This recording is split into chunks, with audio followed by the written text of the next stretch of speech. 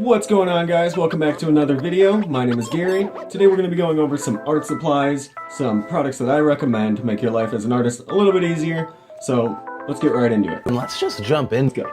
Let's go. We're going. Let's do it.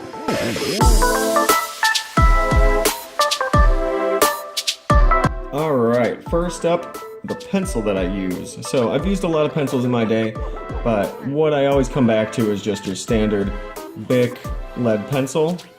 Not much to explain. I feel like most of you have probably used one, if not all of you. So that's the pencil that I use. And next we're going to do pens. So pens are a little more complicated. There's a ton of brands out there that you can use. The first one I would recommend, the main one, is the Microns. So Micron pens are fine liners. They are definitely one of the best, if not the best on the market. Just nice and clean ink fine lining pens I could recommend to anyone. They're at the top of the market for a reason. Next, I really am a fan of Copic, or Copic, however you want to say it. The company themselves have said there's no right way to say it. They're not even 100% sure. So I like the Copic multi-liners. They are just standard pigment ink. What I like about them is if you work with Copic markers, they are water and Copic proof. They won't destroy your Copic drawings, and they work well with them. They're made to. So that's more of your standard Copic pen, fine liner, multi-liner. But I like this one. So a lot of artists have discovered this bad boy. This is the Multi-Liner SP. It's a really nice pen, and how do you do it? Oh, it comes up and back. They come, or you have to purchase, but they have refillable cartridges, so you can just keep using the same pen forever. It feels really nice in your hand. It's nice and not heavy, but it's got some mass to it. Makes it really comfortable and easy to use. And then the cheaper ones, if you can't afford, these can be kind of pricey. So if you're just looking for a nice fine liner, you can go to Walmart or even the dollar store and get a Precise. So Precise makes different sizes. This is a V7, a little bigger. They have V5s, V3s, just the different sizes. It's made by Pilot. Like I said, they sell them at Walmart, even the dollar store, I believe. That's a good, nice pen to use. So let's go over here and just test out each one, and I'll kind of show you what they all do. So first up, we're going to start from the beginning. Got the Micron. This is a size 2. They come in tons of different sizes. Size 3, size 1. They get bigger and smaller from there. But we're just going to start with the size 2 right in the middle there. Microns are very nice. This is a pretty small, thin tip, so you can get nice, clean lines out of that. I really like the Microns, as most people do. Then we have the Copic multi-liners. This right here, I have a 0.3 and a 0.5. So again, they come in multiple shapes and sizes. This one is, the last one, the Micron is pretty thin, but the 0.05 multi-liner is even thinner. You can make nice thin little lines. Next, we've got the Multi-Liner SP, one of my favorites. So this is a thicker one. This is a 0.5, so it's a 0.50. The last one, this one is a 0.05, a little thinner. This one's a little thicker. So I really like how this pen works out, and I use this for most of my drawings, pretty much all of them. If I'm taking it serious, that's what I'm going to be using. Next, we've got the Precise. They have they can bleed from time to time, just a little bit, but they still work, or they can do what you need. So that's it for the pens. That's what I recommend. So when I'm working with fine liners and I'm trying to do nice clean lines, this is the same as the paper that I use for the Copics. So this is the bleed proof A4 paper. So A4 works really well with pigmented ink fine liners. And then this is, again, same thing. I just did a Rick and Glenn from Walking Dead parody. For this, I used the same paper. That way I could use Copic markers in the background, but the pens work real nice on this paper. But that paper should work just fine. So next up we have colored pencils. It's one of my main products that I use. I highly recommend these constantly, so you might have already heard me say this in another video, but Prismacolors are my favorite by far. I use them all the time, so they come in a lot of sizes. I don't know if you saw it in my last video. They come in a ton of different sizes, so 132, 72, 48, 24, and they also have a set of 12 and an even bigger set than the 132. So these are super nice pencils. I absolutely love Prismacolors. Do a couple lines here, give you an idea of how they work. So I'll just do a couple colors. So you probably already know about Prismacolor. They're pretty big in the art world, especially if you're on Instagram. But they blend real easy. I'll just do a little bit. They blend really well. The color is nice and full and saturated. You can create some nice contrast. And like I said, I always recommend Prismacolors. So really smooth blending. I really love. I can't say enough good things about Prismacolor. I recently made a video about Crayola versus Prismacolor. If you haven't seen it, go check it out. Give you a little more info on Prismacolors themselves and why you should use them. When you're working with Prismacolors, there are several different types of paper you can use. What I like to do, and a lot of artists that I've seen on YouTube or on Instagram use, is the toned paper. So one of my first videos, or my first video, was done on toned paper. So it really makes the colors pop. The white is nice and bright. It really brings out all the detail. So I really recommend toned paper. It's just, you can buy a stack of it. They sell sketchbooks. I like the single loose sheets myself, but they do sell sketchbooks of it. And then you can also just use a standard, just a standard sketchbook. This is a Strathmore. It's an acid-free, nice and smooth paper. And again, the colors come out nice and saturated, nice and full. So those are the two that I recommend for Prismacolors. So up next we got markers, and Copic is my favorite for any kind of marker work.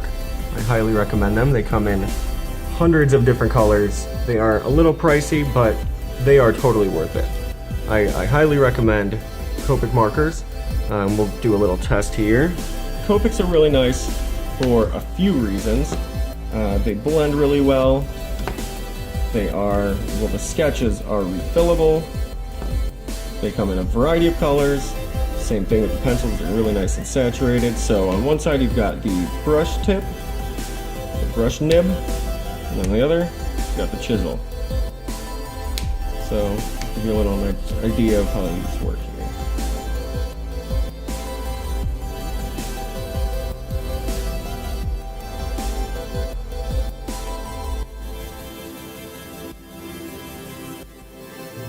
So that'll dry up, and so you can see it comes out real nice and bright.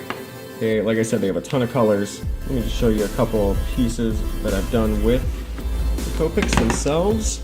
So I did a whole series on illustrated characters. So up first we have some Pixar characters, and I mean you can see how nice and bright those colors are. It's super smooth. They come out real nice. I did a 90s Nickelodeon one, little collage of 90s Nickelodeon characters. I've done adult animation, so like Rick and Morty and Futurama, and then we've got video games. So you can see just how nice and full all these colors are, how smooth they come out. So nice. Like I said, I cannot recommend them enough. And then another one that I have done, just a random Fortnite drawing that I made of a chest open with Scar coming out. This is around the time I first started using Copics, so I was just testing out what I could do with the lighting and the color and saturation and all that kind of stuff. I don't think it's too bad.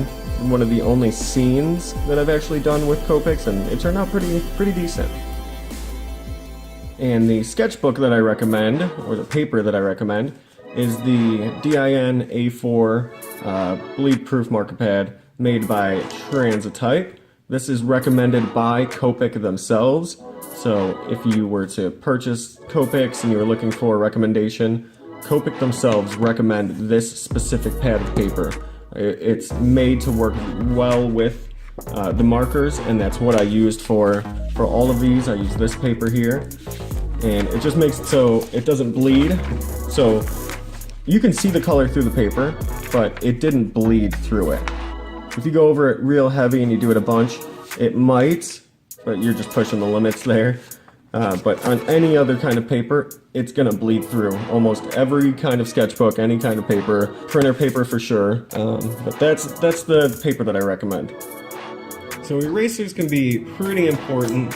They can completely destroy a piece of art if you don't use them the right way or have the right one. The eraser that I use is this clickable, adjustable eraser. It works super well. This is, I don't know if you can see that. It's made by Pentel. It's called the Click Eraser. This one is the version ZE22. Super nice, works really well. If you need more information on erasers and which one would be best for you, Kasey Golden has a video where she tests out 30 different erasers, gives you a really good idea of how they all work. I really enjoyed that video, so I'll link that below if you need more information on erasers. So one supply, one product that I highly recommend that most artists haven't talked about is this bad boy right here. It's like sandpaper. It comes in sheets, so you can just pull one off once you finish with one. So what this is, so let's say you're using a pencil or a colored pencil and you're trying to do nice fine lines, but you work down that point way too much, and now it's not nice and pointy anymore. You take this bad boy, go back and forth, and it sharpens that point for you. So you might already do this on your own by doing this on your paper to keep your point on your pencil nice and sharp, but this does it super quick. Just 3 swoops like that and it'll be nice and sharp. So I highly recommend that, and then you just pull that off, use the next sheet. It's a very good product that I use all the time. It really aggravates me when my pencils go dull super quickly, so I love having that thing around, and you can make super fine lines, very thin and precise. It's very nice to have that thing around. And finally, 2 supplies that I always recommend. It's on the dark and light spectrum. The first one is the Sharpie marker. So as an artist, you can find a million uses for Sharpies. They come in handy all the time. I always have a fresh one on me. I literally carry it in my pocket at all times. I've had way too many uses for it to not carry one around with me. And you can always find something to do with that. I mean, you can literally just create Sharpie art. And for the light side, when I'm doing white highlights, I like to use the Sakura jelly roll. You can buy a pack of 3 for like $9. Super good deal. They last a very long time. The whites that I did to highlight the edges on the playing cards, and then these really fine lines, I didn't want to have to do with a Prismacolor, so I just used the jelly rolls, which I'm sure most of you know about. They work super well. They work really well though. I mean, especially on the toned paper, it's my favorite. I absolutely love the white pens on toned paper. Works really well, so I highly recommend Sharpies and Sakura jelly rolls. Really good art supplies. Again, you can find a ton of uses for both of them. I highly recommend them. So those are the art supplies that I recommend. Everything from markers, colored pencils, ink lining pens, highlight and low light, erasers, just regular sketching pencils. That's everything I use. There are definitely more products that I use, but these are what I recommend. There are more products, obviously. There's a lot more, there's more that I use, but these are what I use on almost a daily basis. This is what I can recommend for anyone looking for the best products on the market. These are the best products, by far, in each category. Some people might disagree for colored pencils. Some people like the Fabers or the markers. Well, there's there is a huge list of markers like Copic on the market. And pens, I mean, again, there's way too much out there to say these are the only good ones. There are so many. You can find good deals online. I will link a ton of stuff in the description where you can find most of this stuff. And that should do it for today. Thank you guys for stopping by. I appreciate it. I'll see you guys in the next video.